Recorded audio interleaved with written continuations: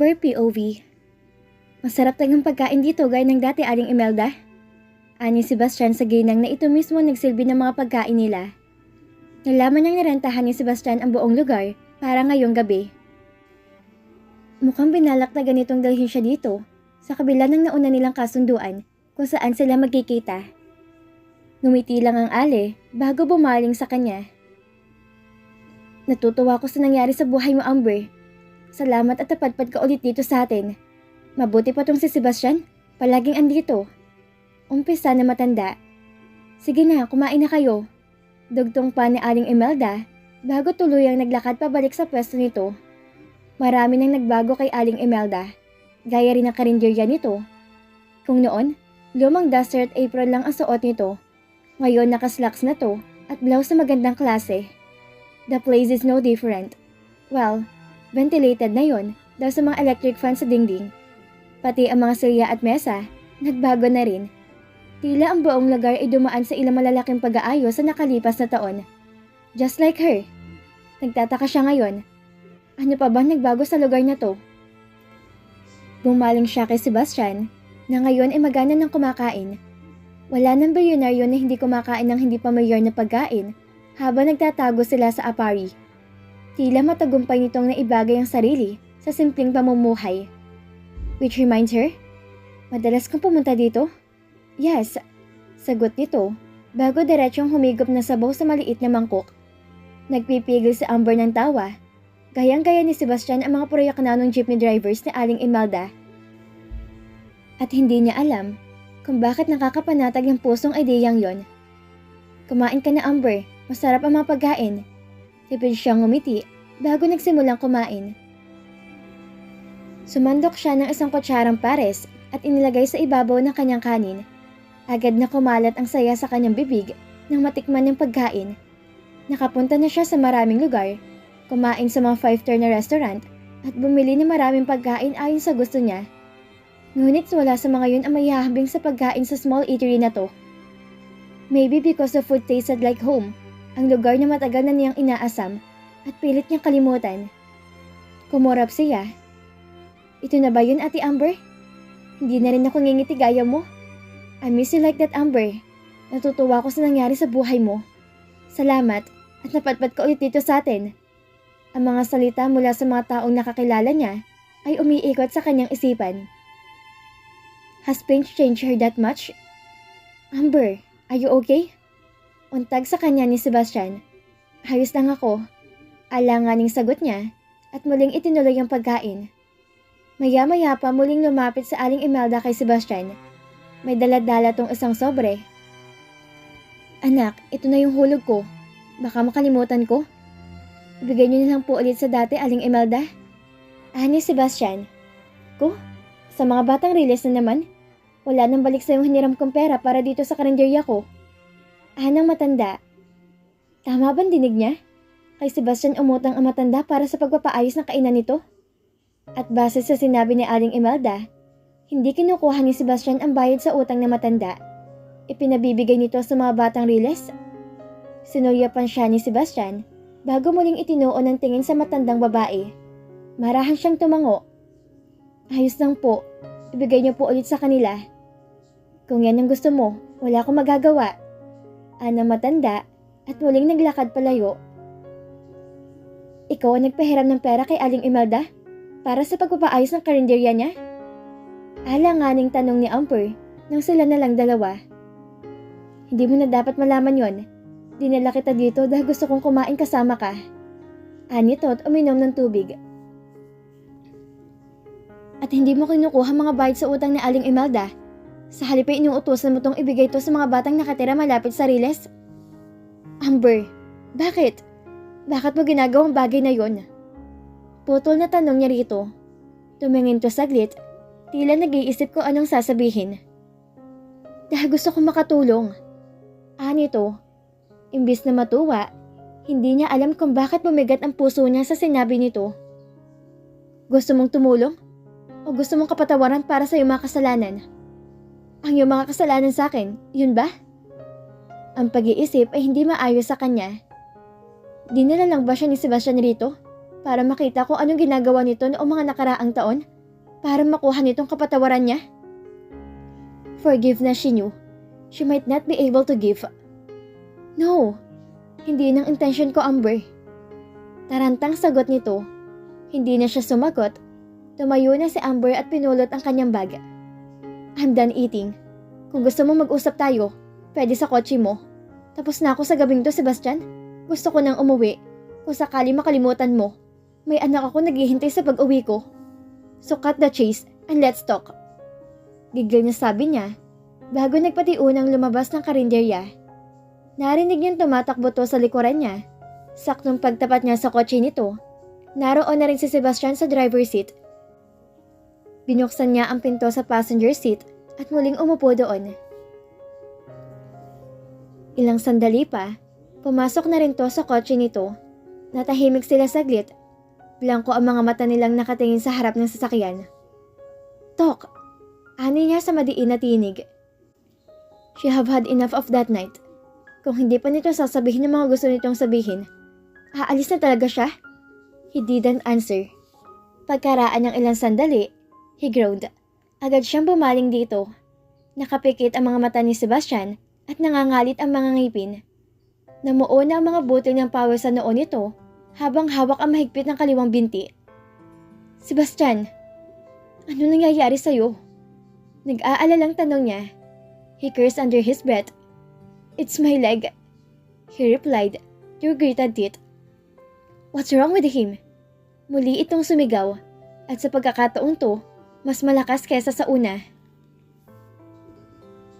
Kaya mo bang lumipat? Ihahatid na kita sa ospital. Aniya rito. He took a few deep calming breaths. Masakit, pero kaya ko namang gumalaw. Anito bago nagmulat ng mata at nagsimulang gumalaw papunta sa pwesto niya.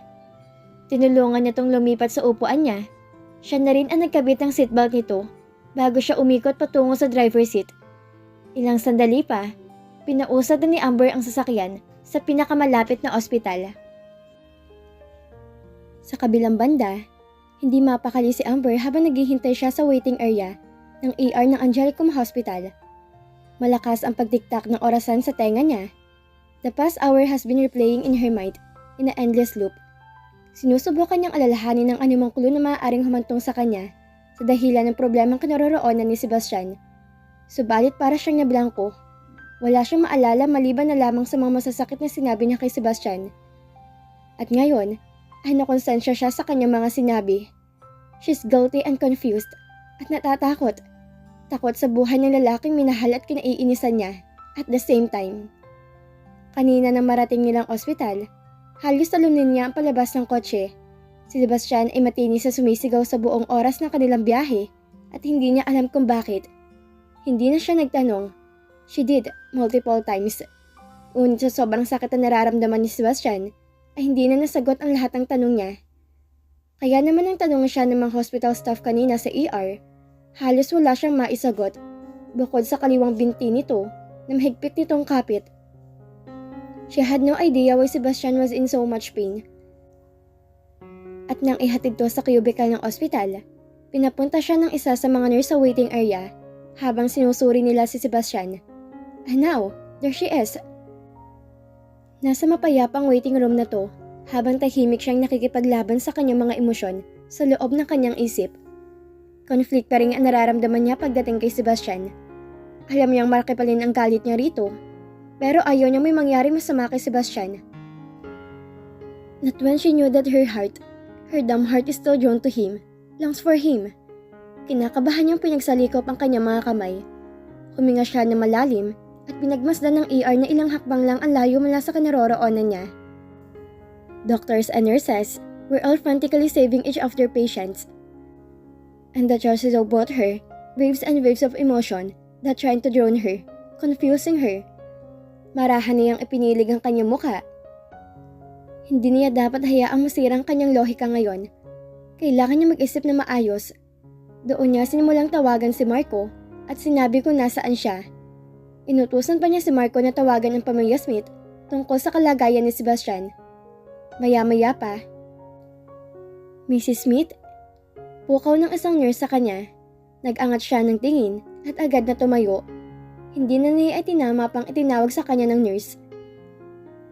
Kakausapin daw po kayo ni Dr. Laverio, ma'am. Nito, bago nagpatiunang naglakad pabalik sa ER. Mabilis niyang inayos ang sarili at sumunod sa nurse pabalik sa cubicle kung saan naroon si Sebastian. Subalit hindi pa mo siya nakakapasok sa cubicle, lumabas na mula roon si Dr. Laverio. Gwapo pa rin ang doktor, with his signature knob to green, just like how she remembered him. Hello, Amber? It's been a while. Bati nito. Binigyan namin si Sebastian ng pain reliever para maibisan ang sakit ng kanyang injuries. Injuries? Wala sa sariling putol ni Amber sa doktor. Tumango ito. You know that one he got from the accident he had? Alanganing paliwanag ng doktor. Sandaling pinag-aralan ang mukha niya. Naghiwalay kami 3 taon ang nakakaraan. Hindi na niya naituloy ang gusto niyang sabihin. I see. I understand. It's not a common knowledge. The Smith had a news blackout or so. My half-sister Hannah told me. Anyway, nagtamo si Sebastian ng mga sugat sa kalimang binti mula sa isang aksidenteng natamo nito, mga 3 taon ang nakakaraan. Halos 1 taon na tong hindi makatayo o makalakad mag-isa pagkatapos noon. Nagpa-therapy to, pero hindi ito natapos. Maswerte si Sebastian na nakakalakad pa rin to sa kabila ng maagang pagtatapos ng kanyang rehabilitasyon. Pero ang downside niyan, makakaranas to ng matinding sakit paminsan-minsan kung ang kanyang binti ay masyado mapapwersa dahil sa pressure o dahil sa biglaang paggalaw. Accident? Na-aksidente si Sebastian at hindi ito nakakalakad ng 1 taon ayon sa doktor. Hindi niya alam kung anong dapat niya maramdaman. Ang binalita nito ay maraming dapat tanggapin na kahit ang kanyang isip ay hindi manatiling nakatutok sa iba pang mga bagay na sinabi ng doktor. Ngayon ay naalala na niya. Hinabol siya nito kanina palabas ng kainan ni Aling Imelda. Lalo siyang nakonsensya. Kasalanan niya ba talaga kung bakit nasasaktan si Sebastian? Pero okay na siya. Don't worry, Amber.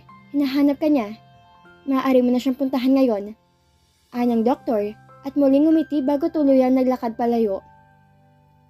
Nang hawiin ng nurse ang kortina na tumatakip sa cubicle, agad na tumambad sa kanya si Sebastian na nakahiga sa kama. Nakapikit to at mukhang relax malayong-malayo sa itsura nito habang tinitiis nito ang sakit. Bumaba ang tingin niya sa nakalislis na pantalon nito. Sa kaliwang binti ni Sebastian ay may peklat na nagsisimula mula sa tuhod nito pababa sa binti nito. Napabuntong hininga siya at pinilit ang sarili na lumapit sa lalaki. That's when he slowly opened his eyes. Pinilit niyang ngumiti na magtama ang kanilang mga mata. Anong nararamdaman mo ngayon? Much better. Salamat sa pagdala sa akin dito. Nito. Sasagot pa sana si Amber, subalit tumunog ang cellphone niya. Mabilis niyang kinuha yun sa kanyang bag at tiningnan ko sinong tumatawag sa kanya.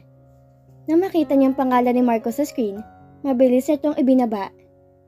Pwede ka nang umuwi kung gusto mo, Amber. Hindi na kita pipigilan. Sabi ni Sebastian. The disappointment in his voice can be missed. You had an accident? Tanong niya at hindi pinansin ang sinabi dito. Dr. Laverio told me.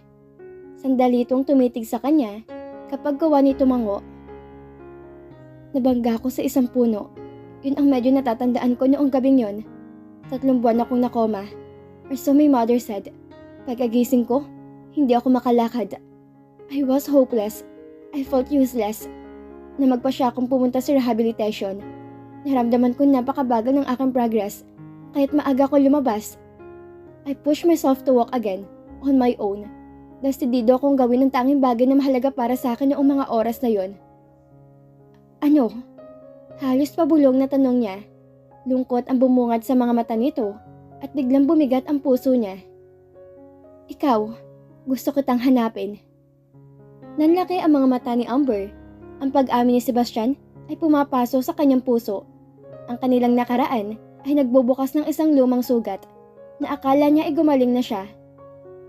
Pero ramdam ko ang sobrang sakit na nararamdaman niya ngayon. Mukhang hindi pa siya talaga naghihilom. Hindi pa siya maayos. She just convinced herself that she did have moved on because she had to. Nagkaroon siya ng anak na mamahalin at aalagaan. Kailangan siya ni Lily. Pero ang puso niya, sira pa rin. Amber, hindi ko alam kung ano nangyari nung gabing yun.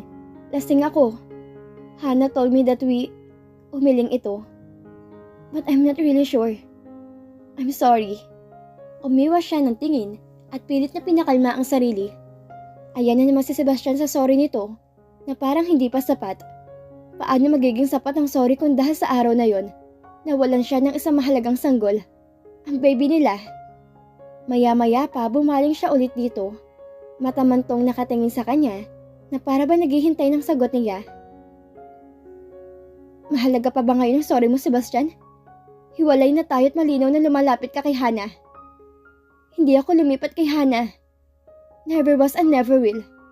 Kung ano nangyari sa amin nung gabing yun, kung meron man talaga, yun ang pagkakamali na pagsisisihan ko habang buhay. Mabilis sa putol na sa kanya at umupo na sa kama. Hannah is still a constant presence in my life because she still works with us and her father earned a seat in the board. Pero hanggang doon lang kami ni Hannah. Amber, wala nang iba. Please maniwala ka sa akin, Amber. Please. Patuloy nito na may depression sa boses. Bakit mo sinasabi sa akin to, Sebastian? Ano pang silbi? Lahat. Mahalaga sa akin ang lahat, Amber. Mahal pa rin kita. And I still want you in my life if you have me. Anito. Alam mo ba, Sebastian? Na araw-araw ko nagdasal para sa mga linggo at buwan na tiniis ko ang galit mo sa akin dahil sa isang krimen na hindi ko man lang ginawa. Pinanghawakan ko mga sinabi mo, ang mga pangako mo. Nanatili ako dahil mahal kita. Kahit na masakit na. Kahit walang kasiguraduhan kung magiging maayos pa tayo. Hinintay kong bumalik ka sa akin. Pero sinira mo yung puso ko. Napahikbi si Amber habang nanginginig ang mga kamay. Sinubukan siyang abutin ni Sebastian, ngunit lumayo siya rito. Napakaraming emosyon ang bumabalot sa kanya at hinayaan niyang tumulo ang kanyang mga luha. It's too late. Years too late, Sebastian. Marami nang nangyari at hindi na natin may tatama pa mga yon. Hayaan mo akong bumawi sa iyo, Amber. Please, sabihin mo sa akin kung anong dapat kong gawin para mapatawad mo ako. Pakiusap nito. A part of her wanted to believe him that he really wants to fix them. But she had been born once at nawalan siya ng maraming mahalagang bagay sa kanyang buhay dahil nagtiwala siya rito. Pero sinabi nitong mahal pa rin siya nito. And she knew in her heart, despite the anger she still held in her heart, it will always be Sebastian, ang tanging pag-ibig na malalaman ng kanyang puso. Saka, bakit hindi sila magkasamang kung pareho pa rin silang nararamdaman? Dahan-dahan siyang umiling. Napapagod na siya at ayaw na niyang mag-isip pa. Ang gusto lang niyang gawin ay umuwi at makasama ang kanyang anak. Maya-maya pa, muling tumunog ang kanyang cellphone. Mabilis siyang nagpunas ng luha at sinagot iyon. Yes, Marco. I'll be out in a minute. Sabi niya sa bodyguard bago pinutol ang tawag. Muling nagtama ang mga mata nila ni Sebastian pagkatapos. Ang bigat pa rin ng puso niya. Pero, natapos ng final talk natin, Sebastian. I'm sorry, but your happiness is not found in the past with me. Ano man ang nangyari sa nakaraan, let's keep it there as we move forward. May tiwala ko na tutuparin mo iyong salita sa pagkakataong to. Naway hindi na tayo magkita. Mapait na deklara niya bago nagsimulang maglakad palabas ng cubicle. Mapapatawad mo pa ba ako, Amber? Pahabol na tanong nito sa kanya. Agad siyang natigilan pero hindi niya na ito nilingon. Pumikit na lang siya at hinayaang tumulo ulit ang mga luha niya. Hindi ko alam. Aniya rito bago muling nagpunas ang luha at tuluyang naglakad palayo. Nasa labas na si Amber ng cubicle nang biglang pumasok sina Fernan at Ma'am Divina. Kasama namang ito si Hannah na agad dumiretso papasok sa cubicle at niyakap si Sebastian. Kung hindi siya pinansin o hindi siya napansin, hindi niya alam. Nag-hysterical si Hannah, paulit-ulit na tinatanong at sinusuri si Sebastian. Subalit agad niyang iniwas ang tingin. Kailangan niya manindigan. Tapos na sila ni Sebastian. At kung ano pang natitirang damdamin niya para sa dating asawa, siya nang bahala roon. Pinanindigan niya ang desisyon niya. It's over for her and Sebastian. Gulat na tumingin sa kanya ang mag-asawang Smith. Puno ng tanong ang mga mata nito. But she didn't say a word. Maluhaluhang inabot ni Ma'am Divina ang kamay niya. Salamat sa pagdala sa anak ko sa Dr. Amber. Ilang araw na nitong tinitiis ang sakit. Alam kong hindi magtatagal at ma-hospital na naman si Sebastian. I just knew it. Umangat ang tingin ng ginang kay Fernan. Say something. Napabuntong hininga si Fernan. Thank you for your help, Miss Ledesma. I appreciate it. Formal na sabi nito bago tuluyang lumapit kay Sebastian. Bumaling siya kay Divina na noon ay nakahawak pa rin sa kamay niya. Walang anuman po, Divina. If you'll excuse me, I have to go. Pinilit niya maglakad hanggang makalabas siya ng ospital. Agad siyang nilapitan ni Marco na baka sa mukha ang pag-aalala. Magsasalita na sana to, ngunit mabilis niya itong pinigilan. Wag na yun, Marco. He silently led her to the car and she settled herself at the backseat. The ride home was heavy with silence at sinubukan niyang pigilan ng kanyang mga luha. Hindi niya hayaang makita ng ibang tao her breaking like the way she did 3 years ago. Sigurado siya, kapag nag-iiyak siya ngayon, makakarating yun kay Lolo Eliseo. And disturbing her grandfather was the least thing she wants to happen. Kaya nagtiis siya. Nang tuluyan siya makauwi, nagpasalamat siya na tulog na si Lily dahil hindi niya kailangan magpanggap na masaya siya kahit hindi naman talaga. Napatitig na lang siya sa natutulog niyang anak sa kama habang inaalalang sinasabi sa kanya ni Sebastian. Word after word, mahal pa rin kita, Amber, he said. Makasarili ba ako? Nagkamali ba ako? Kasalanan bang ayaw niyang masaktan? Ipinikit niya ang kanyang mga mata nang tumaas ang alon sa sakit sa kanyang puso. Mga tanong na walang tigil na mga tanong at habang nakahiga siya sa tabi ng kanyang anak, for the longest time, umiyak na si Amber hanggang sa makatulog.